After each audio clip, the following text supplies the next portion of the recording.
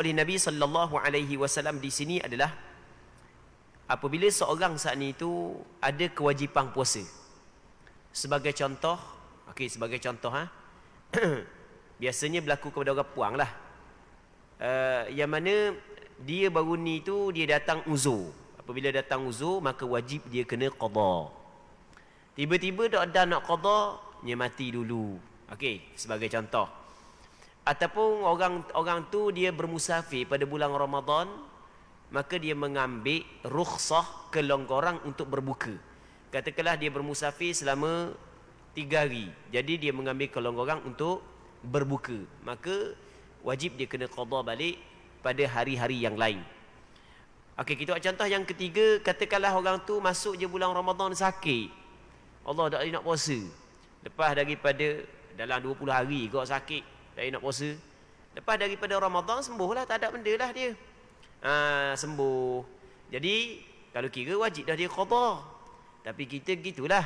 Jadi bab qada ni lambat sikit. Dia tangguh. Ada jenis orang lagu tu kan, teka sakit, gak sehat sekejap. Dalam mana mati. Dia ni sehat lah lepas daripada Ramadan. Dah sebulan kok lepas daripada Ramadan. Kalau dia nak qada saat ni tu dah sangat dah. Tapi nak qada sakit pula lepas tu mati. Jadi bermakna dia berhutang puasa. Maka apa hak yang disebut oleh Nabi SAW di sini adalah boleh anak beranak dia, cakap kita anak beranak dia qada puasa untuk si mati. Baik. Adakah wajib? Mengikut mazhab Imam Syafi'i tak wajib. Tak wajib anak beranak dia qada puasa untuk si mati. Hukum dia adalah boleh. Mazhab Imam Syafi'i menyebut bahawasanya ketika seorang si mati mempunyai hutang puasa, maka anak beranak dia diberi 2 pilihan. Antara tolong puasa untuk si mati ataupun bayar fidyah. Boleh dia nak bayar fidyah ataupun dia nak tolong puasa. Kalau dia tolong puasa, dah puasa ni bukan mesti seorang, bagilah. Kalau ada 20 orang, bagilah. Hak yang boleh saka banyak tu, banyak kan? Qada puasa. Hak yang boleh saka sikit, sikit. Boleh, tak ada masalah. Tapi kalau tak mau qada, maka wajib kena bayar fidyah. Sehari secukup. Wajib kena bayar fidyah. Kerana si mati meninggal, sedangkan si mati mempunyai hutang puasa. Muslimin muslimat yang dirahmati oleh Allah Subhanahu wa taala. Kita masuk dalam perbincangan berikutnya, iaitu puasa sunat dan hari yang dilarang berpuasa. Babu saumi tatawwu' wa ma nuhiya an saumi. Bab pada membincangkan puasa sunat dan hari yang dilarang berpuasa padanya. Katanya an Abi Qatadah al-Ansari radhiyallahu anhu anna Rasulullah sallallahu alaihi wasallam su'ila an saumi yaumi Arafah. Qala yukaffiru as-sanata al-madiyata wal baqiyah. وسئل عن صيام يوم عاشوراء قال يكفر السنة الماضية. وسئل عن صوم يوم الاثنين قال ذاك يوم ولدت فيه وبعثت فيه أو أنزل علي فيه. رواه مسلم. Maksudnya daripada Abu Qatadah al-Ansari radhiyallahu taala anhu menceritakan bahawasanya Nabi SAW pernah ditanya tentang puasa pada hari Arafah. Jadi ada sahabat tanya Rasulullah tentang puasa pada hari Arafah. Baginda menjawab, pahalanya dapat menghapuskan dosa-dosa tahun sebelumnya dan dosa-dosa tahun mendatang. Maksudnya, puasa pada hari Arafah dia bukan puasa wajib. Dia puasa sunat. Cuma puasa pada hari Arafah ada kelebihan yang tertentu yang disebut oleh Nabi SAW. Apakah kelebihan puasa pada hari Arafah? Dalam hadis ni Nabi SAW menyebut puasa pada hari Arafah kelebihannya dia mengkifaratkan, menghapuskan dosa-dosa setahun yang lepas dan setahun yang akan datang. Itu kelebihan puasa pada hari Arafah. Hari Arafah hari benda, muslimin muslimat yang dirahmati oleh Allah Subhanahu wa taala. hari Arafah adalah hari yang ke-9 daripada bulan Zulhijjah. Pada hari itu orang pergi Mekah, orang buat haji. Kalau pergi Mekah saja dah haji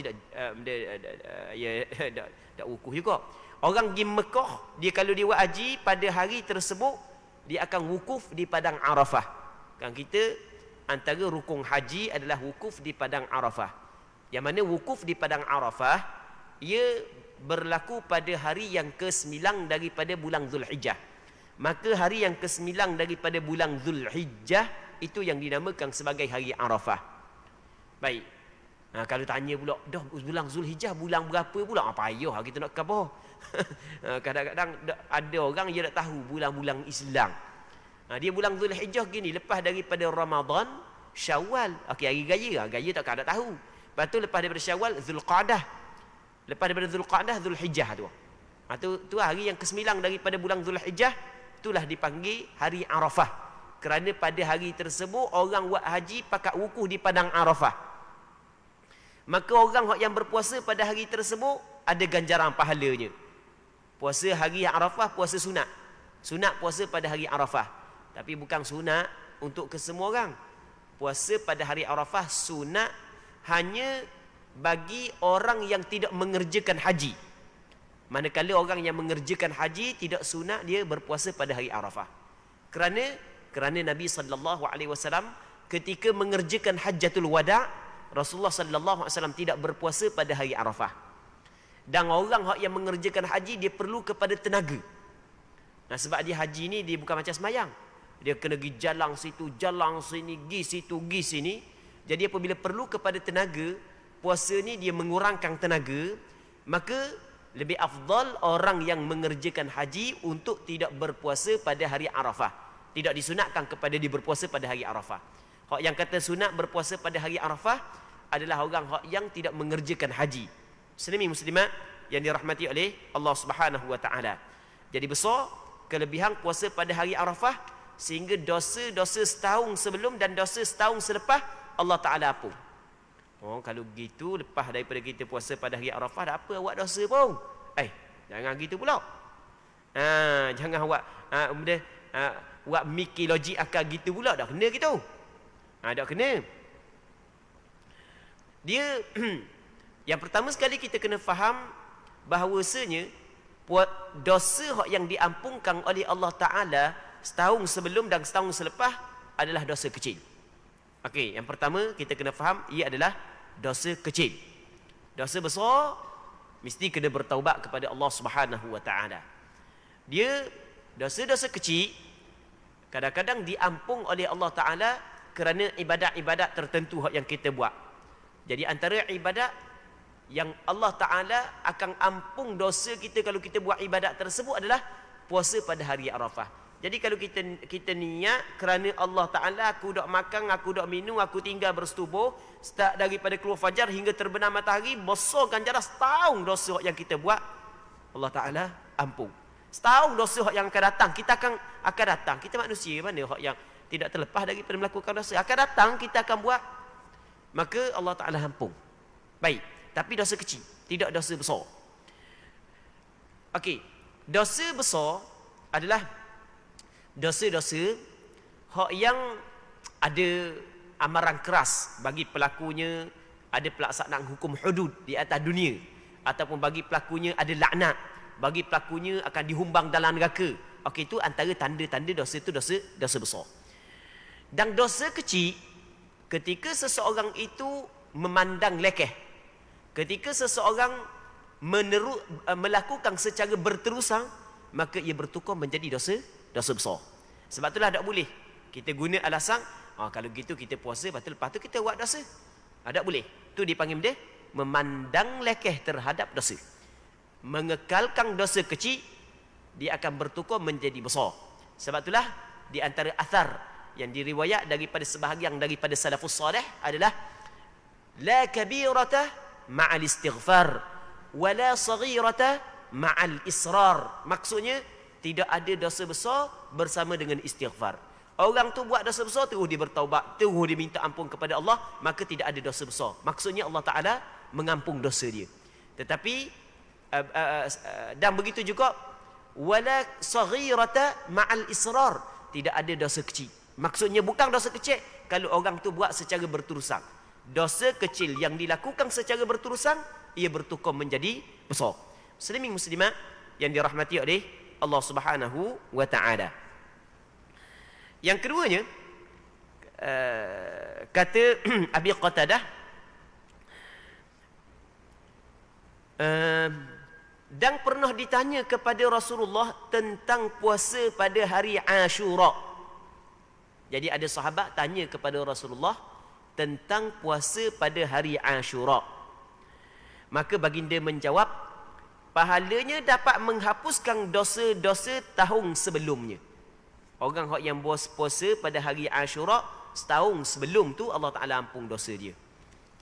Jadi sebenarnya muslimin muslimat yang dirahmati oleh Allah Subhanahu wa taala, sebenarnya terlalu banyak ibadat-ibadat yang Allah Ta'ala telah letakkan untuk kita, yang mana dengan ibadat tersebut Allah Ta'ala membersihkan diri kita daripada dosa. Ini adalah anugerah, limpah kurnia dan rahmat Allah Subhanahu wa taala kepada umat Nabi Muhammad sallallahu alaihi wasallam. Hanya dengan ibadat-ibadat yang kecil, ibadat-ibadat yang sedikit dapat mengampung dosa yang dilakukan selama setahun, selama 2 tahun. Muslimin muslimat yang dirahmati oleh Allah Ta'ala. Jadi, maka apabila kita jumpa dengan amalan-amalan ini, mesti kita kena bersyukur kepada Allah Subhanahu wa taala di atas limpah kurnia tersebut. Dan antara cara untuk kita menzahirkan kesyukuran kita kepada Allah apabila kita tahu kelebihannya adalah dengan kita melakukannya apabila sampai waktu dia. Sampai waktu dia, kita pakat buat, kita pakat puasa, kita minta kepada Allah Subhanahu wa taala agar Allah Ta'ala memberi peluang kepada kita, memberi kesempatan kepada kita untuk kita melakukan ibadat puasa-puasa ini, agar Allah Subhanahu wa taala mengampung segala dosa kita, agar kita bersih ketika berjumpa dengan Allah Subhanahu wa taala. Muslimin muslimat yang dirahmati oleh Allah Subhanahu wa taala. Puasa hari Ashura adalah hari yang ke-10 daripada bulan Muharram. Hari yang ke-10 daripada bulan Muharram. Ashura daripada perkataan asyara. Orang yang belajar kan wahid, ithnain, thalathah, arba'ah, khamsah tu kan, dia sampai kepada asyara. Asyara makna 10. Ashura hari yang ke-10 daripada bulan Muharram. Bulan Muharram ni lepas daripada bulan Zulhijjah Muharram.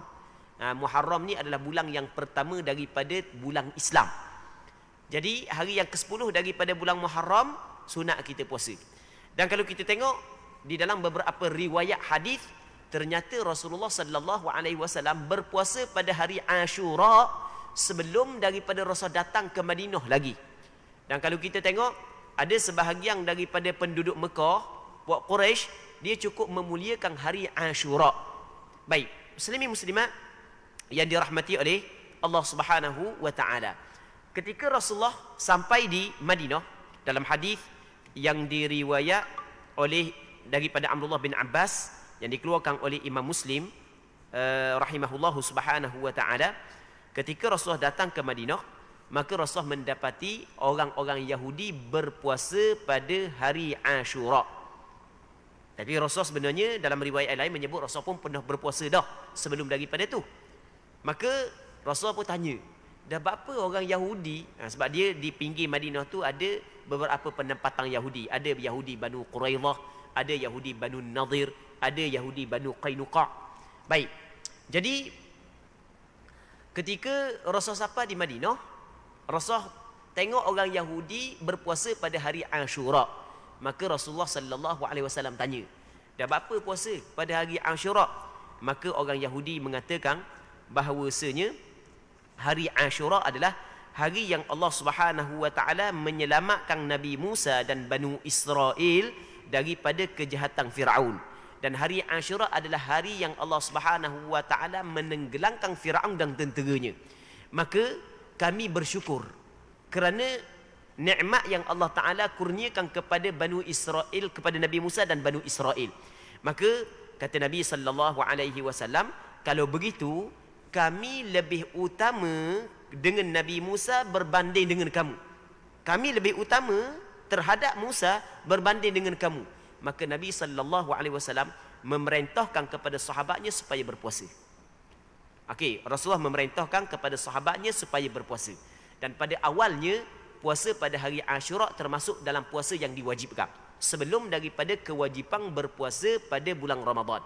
Lepas daripada itu dinasahkan kewajipan berpuasa pada hari Ashura dengan kewajipan berpuasa pada bulan Ramadan.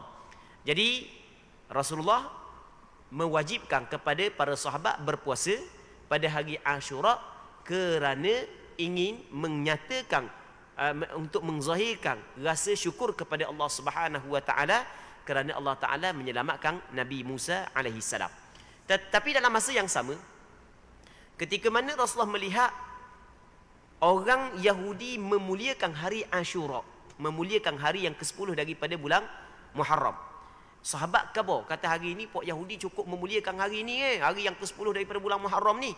Maka kata Nabi sallallahu alaihi wasallam, kalau gitu tahun hadapan kita akan puasa pada hari yang ke-9 daripada bulan Muharram. Kita akan puasa. Tujuan untuk menyalahi Yahudi. Rasulullah sallallahu alaihi wasallam dia sering menyalahi Yahudi. Dalam hadis yang diriwayat oleh Imam Ahmad bin Hanbal daripada Abdullah bin Abbas radhiyallahu taala anhuma, kata Nabi sallallahu alaihi wasallam, "Sumu yauma Ashura." Hendaklah kamu berpuasa pada hari Ashura, tapi wa khalifu fihi al-yahud. Tetapi mu kena menyalahi di dalam berpuasa pada hari Ashura, mu kena menyalahi pok Yahudi. Baik, bagaimana cara menyalahi? Kata Rasulullah sallallahu alaihi wasallam, "Sumu qablahu yawman aw ba'dahu yawman." Hendaklah kamu berpuasa sehari sebelumnya dan berpuasa sehari selepas daripadanya. Okey, dalam hadis yang diriwayat oleh Imam Ahmad bin Hanbal daripada Abdullah bin Abbas radhiyallahu taala anhuma. Cuma hadis ni ada sebahagian daripada ulama hadis menilai hasan, ada sebahagian ulama hadis menilai hadis ini dhaif. Tapi masih lagi ada ulama yang menilai hadis ini adalah hadis hasan. Okey. Jadi Rasul suruh puasa hari Ashura dan puasa sebelumnya sehari dan puasa selepasnya sehari. Rasulullah tidak sempat berpuasa pada hari yang ke-9 daripada bulan Muharram. Rasul puasa pada hari Ashura. Jadi apabila orang khabar pada tahun itu bahawasanya hari ini pok Yahudi cukup memuliakan hari ini, maka Rasul ingin menyalahi orang Yahudi. Rasul kata tahun depan kita akan puasa pada, kalau aku masih lagi ada tahun depan, maka kita akan berpuasa pada hari pada hari yang ke-9 daripada bulan Muharram. Bukan hari ke-10 saja kita puasa, hari ke-9 pun kita puasa juga. Tetapi tidak sempat Rasul sampai kepada tahun hadapan, Rasulullah sallallahu alaihi wasallam wafat. Okey, daripada hadis-hadis ini maka kata ulama membuat kesimpulan bahawasanya puasa pada bulan Muharram ada 4 peringkat. Hak yang pertamanya adalah kita puasa paling sepanjang bulan Muharram kita puasa. Kerana di sana ada hadis kata Nabi sallallahu alaihi wasallam, hadis yang diriwayat oleh Imam Muslim, kata Rasulullah, "Afdhalus siyami ba'da Ramadan syahrullahil Muharram." Afdal puasa selepas daripada Ramadan adalah puasa pada bulan Allah yang Muharram. Maksudnya bulan Muharram. Hak tu hak yang paling afdal sekali berpuasa. Okey, hadis ini dikeluarkan oleh Imam Muslim. Hak yang paling comel puasa belaka. Okey, itu yang pertama. Yang keduanya adalah kalau bagi orang yang tak mau puasa sepanjang bulan Muharram, maka dia berpuasa 3 cara. Cara yang pertama adalah dia berpuasa 3 hari. Hari ke-9, hari ke-10, hari ke-11.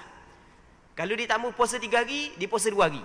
2 hari sama ada hari yang ke-9 dengan hari yang ke-10 ataupun hari ke-10 dengan hari yang ke-11. Kalau tak mau juga, puasa hari yang ke-10 sahaja daripada bulan Muharram.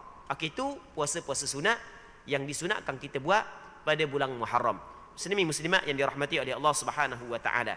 Apabila kita mengetahui ada kelebihan hak yang disebut oleh Rasulullah, maka alangkah beruntungnya bagi mereka yang Allah Taala bagi taufik untuk mengerjakan ibadat puasa pada hari-hari tersebut. Kerana itu adalah anugerah yang Allah Taala bagi kepada dia. Bukan semua Allah Taala bagi peluang untuk berpuasa pada hari tersebut. Kadang-kadang hari lain okey, tiba-tiba hari tu sibuk, ada tak boleh nak puasa, tak setarang, macam-macam halangan. Bagi orang yang Allah Taala bagi kemampuan untuk berpuasa pada hari tersebut, alangkah beruntungnya dia kerana ada kelebihan-kelebihan yang tertentu yang disebut dalam hadis yang sahih berkenaan dengan puasa pada hari tersebut. Muslimin muslimat yang dirahmati oleh Allah Subhanahu wa taala. Seterusnya kata dia dan juga pernah ditanya tentang keutamaan puasa hari Isnin. Jadi orang tanya kepada Rasul tentang puasa pada hari Isnin. Jadi sebab melihat bahawasanya antara puasa yang sering dilakukan oleh Rasulullah adalah hari Isnin. Puasa yang sering dilakukan oleh Nabi sallallahu alaihi wasallam adalah hari Isnin. Maka kata Nabi sallallahu alaihi wasallam, "Dzaka hari Isnin adalah hari kelahiranku, hari aku diutuskan dan hari permulaan wahyu diturunkan kepadaku." Sebab benda aku puasa pada hari Isnin? Yang pertamanya, hari Isnin adalah hari kelahiranku. Maksudnya Nabi sallallahu alaihi wasallam menyambut kelahirannya. Maksudnya kita cakap kita benda menyambut Maulidur Rasul setiap minggu dengan melakukan ibadah kepada Allah Taala. Jadi Rasulullah menyambut hari kelahirannya dengan beribadat kepada Allah. Jadi Rasulullah pada hari Isnin Rasul puasa kerana Rasulullah nak bersyukur kepada Allah di atas nikmat yang Allah Ta'ala bagi kepada dia itu, dia dilahirkan pada hari Isnin. Baik, tidak ada nikmat yang besar nak berbanding dengan nikmat Allah Ta'ala mengutuskan Nabi Muhammad sallallahu alaihi wasallam. Wa ma arsalnaka illa rahmatan lil alamin. Kami tidak utuskan engkau ya Muhammad melainkan rahmat bagi sekalian alam.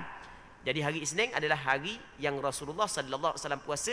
Yang pertamanya kerana hari tersebut Rasulullah dilahirkan, maka Rasulullah nak menyatakan, menzahirkan syukur kepada Allah Subhanahu wa taala dengan melakukan ibadat kepada Allah. Kita bersyukur kepada Allah adalah dengan cara kita melakukan ibadat kepada Allah Subhanahu wa taala. Tak sama dengan sebahagian daripada masyarakat kita, kalau duk suka sangat naik gaji ke, boleh naik pakak ke, dia buat disko lah, pergi kelab malang lah, berjoget lah. Hak tu bukan bersyukur kepada Allah Ta'ala. Hak tu mengundang kemurkaan Allah. Allah doa galak doa lalu siapa ke kau tambah. Galak doa lalu siapa ke menambahkan maksiat kepada Allah Subhanahu wa taala. Jadi kita minta berlindung kepada Allah daripada tergolong di dalam golongan tersebut. Jadi hak yang sepatutnya ketika Allah Ta'ala bagi nikmat kepada kita, tak kira lah nikmat benda pun, kita kena semakin dekat kepada Allah, bukan semakin jauh. Muslimin muslimat yang dirahmati oleh Allah Subhanahu wa taala. Tetapi awal-awal ni bukan tak tahu benda tu jahat. Duk berjoget laki puan bukan tak tahu benda tu jahat. Benda duk tak pakai rawal, benda tu dimurkai oleh Allah. Tetapi oleh kerana hati gelap, mata hati buta, sehingga kan tak tahu mana, sehingga tidak mampu untuk melakukan benda yang baik. Semakin Allah Ta'ala bagi nikmat, semakin jauh daripada Allah Subhanahu wa taala. Ni adalah hamba yang celaka sebenarnya. Kalau cakap ngasar kita, hamba celaka sebenarnya gini ni. Orang yang ketika Allah Ta'ala bagi nikmat semakin jauh, ni hamba yang celaka. Sebab itulah kita kena minta berlindung kepada Allah Subhanahu wa taala daripada tergolong di dalam golongan ini. Muslimin muslimat yang dirahmati oleh Allah Subhanahu wa taala. Baik. Dan Nabi sallallahu alaihi wasallam berpuasa pada hari Isnin kerana pada hari Isnin kata Rasul dibangkitkan akan daku. Maksudnya diutuskan aku. Allah Taala melantik Rasulullah menjadi nabi, menjadi rasul pada hari Isnin. Begitu juga diturunkan wahyu kepada Rasulullah pada hari Isnin. Maka kerana melihat kepada nikmat-nikmat tersebut, maka Rasulullah sallallahu alaihi wasallam menzahirkan rasa syukur kepada Allah dengan melakukan ibadat puasa pada hari Isnin. Muslimin muslimat yang dirahmati oleh Allah Subhanahu wa taala. Dan di sana ada hadis yang lain yang dikeluarkan oleh Imam Tirmizi dalam kitab Sunannya dan daripada Abi Hurairah, yang mana Rasul menyatakan sebab dia Rasul berpuasa pada hari Isnin. Yang mana Rasul menyatakan dalam hadis tersebut bahawasanya amalan manusia, kita ni kita siang malam kita duk beramal ni, kita buat jahat ke, kita buat baik ke, amalan manusia diangkat setiap minggu pada hari Isnin dengan hari Khamis. Maka aku suka ketika amalan aku diangkat dalam keadaan aku berpuasa. Tengok. Jadi antara sebab Rasul berpuasa pada hari Isnin Selain daripada hari itu hari kelahiran Rasulullah, selain daripada hari tersebut dibangkit dan diturunkan wahyu kepada Rasulullah, hari Isnin juga adalah hari yang diangkat amalan kita. Amalan kita diangkat setiap minggu pada hari Isnin dengan hari Khamis. Berpandukan kepada hadis yang diriwayat oleh Imam Tirmizi. Nanti kita akan cerita secara lebih panjang lagi. Amalan kita muslimin muslimat yang dirahmati oleh Allah Subhanahu wa taala, dia diangkat, yang pertamanya diangkat setiap hari. Yang keduanya diangkat dalam seminggu, ada hari-hari yang tentu diangkat amalan kita. Dan yang ketiganya diangkat setiap tahun. Yang keempatnya diangkat pada ketika kita mati. Okey, kita ada beberapa waktu diangkat amalan kita. Antara waktu yang diangkat amalan kita adalah setiap hari. Setiap hari amalan kita diangkat. Amalan siang hari diangkat pada penghujung siang hari, amalan malam diangkat pada penghujung malam. Itu disebut dalam hadis yang diriwayat oleh Imam Muslim dalam kitab sahihnya, kata Nabi sallallahu alaihi wasallam, innallaha azza wa jalla la yanam wa la yanbaghi lahu an yanam, yakhfidul qista wa yarfa'uh, yurfa'u ilaihi amalul laili qabla an-nahar wa amalun nahari qabla al-lail. Maksudnya, sesungguhnya Allah Subhanahu wa taala tidak tidur sama sekali, dan tidak selayak Allah Subhanahu wa taala tidur. Allah Taala tidak tidur, tidak sama dengan kita. La ta'khudhuhu sinatun wala naum, tidak mengambil akan Allah Taala oleh mengantuk dan tidur. Yakhfidul qista wa yarfa'uh, Allah Taala merendahkan rezeki seseorang dan mengangkat rezeki seorang. Ada orang hak yang Allah Taala bagi rezeki yang sedikit, dan ada hak yang Allah Taala bagi rezeki yang banyak kepada dia. Yurfa'u ilaihi amalul laili qabla an-nahar, diangkat kepada Allah amalan malam hari yang dilakukan oleh anak Adam sebelum daripada siang hari. Jadi kita malam hari sebelum daripada siang hari, saat itu Allah Ta'ala angkatkan amalan tersebut. Begitu juga malaikat warnai lah, malaikat warnai amalan. Begitu juga wa amalun nahar qabla al-lail, dan amalan yang dilakukan oleh kita pada siang hari diangkat sebelum daripada malam hari. Jadi setiap hari. Jadi tadi sebelum daripada garik saat itu, amalan kita hak yang kita buat start daripada bangun tidur diangkat dah kepada Allah Subhanahu wa taala. Malaikat bawa dah. Ni amalan-amalan ni pula. Pagi esok pula diangkat. Begitulah setiap hari. Setiap hari, pagi dan maksudnya pagi dan petang, amalan kita diangkat kepada Allah Subhanahu wa taala. Yang keduanya, setiap minggu. Setiap minggu diangkat amalan kita. Kata Nabi sallallahu alaihi wasallam juga dalam hadis yang diriwayat oleh Imam Muslim dalam kitab sahihnya, kata Rasulullah, tu'radu a'malun nasi fi kulli jum'atin marratain. Dibentangkan amalan-amalan manusia pada setiap Jumaat, maksudnya setiap minggu 2 kali. Setiap minggu 2 kali. Yang pertamanya adalah yaumal itsnain wa yaumal khamis, pada hari Isnin dan pada hari Khamis. Kata Nabi sallallahu alaihi wasallam, fayughfaru likulli 'abdin mu'min illa 'abdan bainahu wa bain akhihi syahna. Maka ketika itu Allah Ta'ala ampun segala dosa hamba Allah Ta'ala yang beriman. Orang yang ada iman, orang yang beriman, Allah Ta'ala ampun dosa dia. Melainkan hamba yang ada di antaranya dan di antara saudaranya perbalahan. Kalau dia balah dengan adik-beradik dia ke, ataupun dengan kawan dia ke, sesama Islam, maka Allah Ta'ala tidak ampun. Jangan sekali-kali balah. Tapi manusia ni oleh kerana suka ikut nafsu, suka ikut kepada syaitan, kadang-kadang benda yang sepatutnya tak balahnya jadi balah.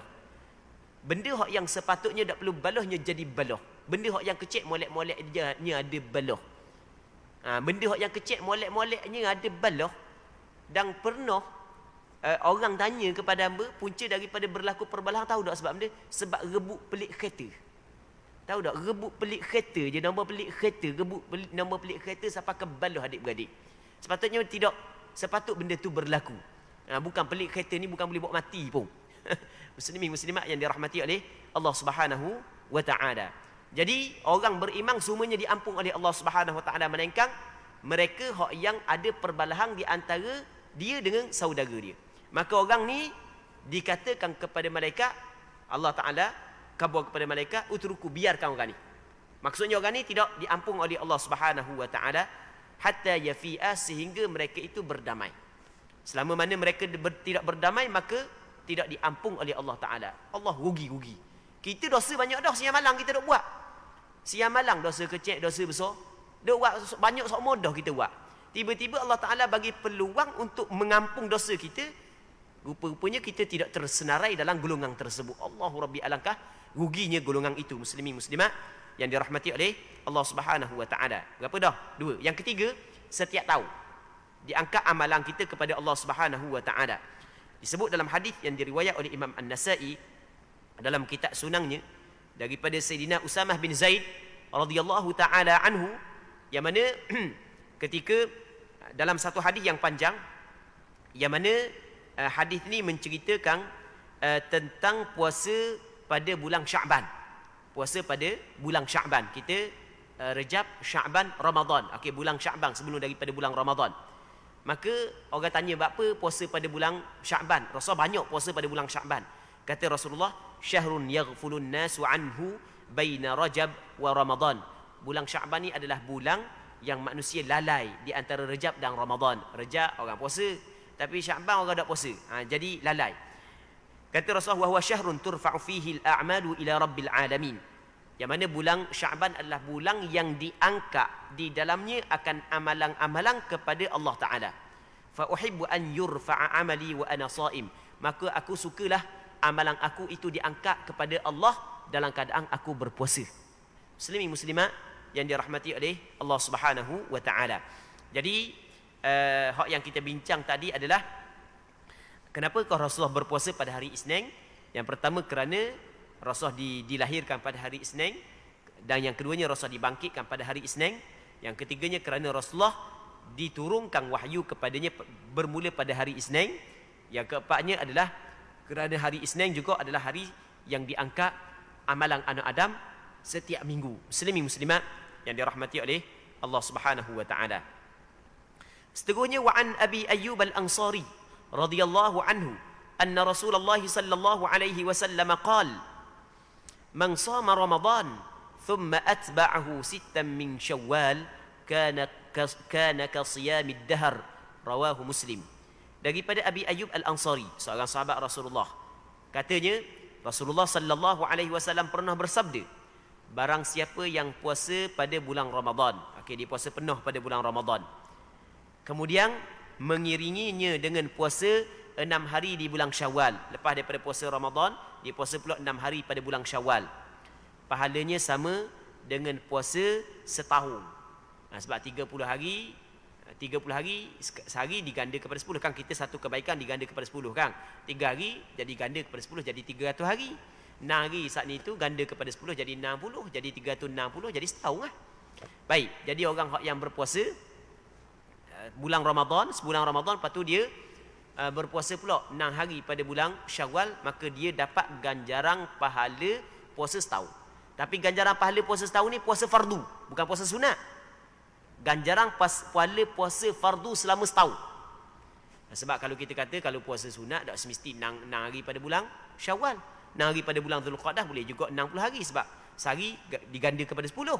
Okey, boleh faham kan? Jadi 6 hari pada bulan Syawal capur dengan 30 hari pada bulan Ramadan, maka dia diberi ganjaran pahala puasa fardu selama setahun. Tapi kalau dia tak puasa 6 hari pada bulan Syawal, dia puasa pada 6 hari pada bulan-bulan yang lain, maka kalau kita kira setiap satu hari puasa dikali kepada 10, jadi tetap 360 setahun juga, tapi dia tidak dapat ganjaran pahala puasa fardu setahun. Okey, boleh faham kan?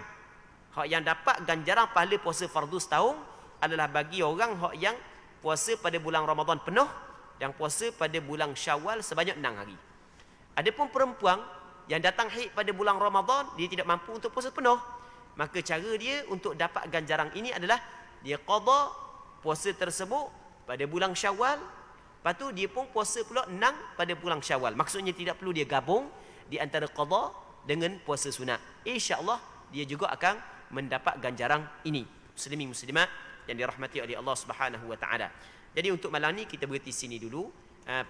Insya-Allah kita sambung balik pada minggu-minggu akan datang kalau sekiranya dipanjangkan umur. Kita berdoa kepada Allah agar pengajian kita yang kita adakan pada malam yang mulia ini diberkati oleh Allah Subhanahu wa taala dan sama-sama kita dapat mengambil manfaat. Wallahu Subhanahu wa taala a'la wa a'lam.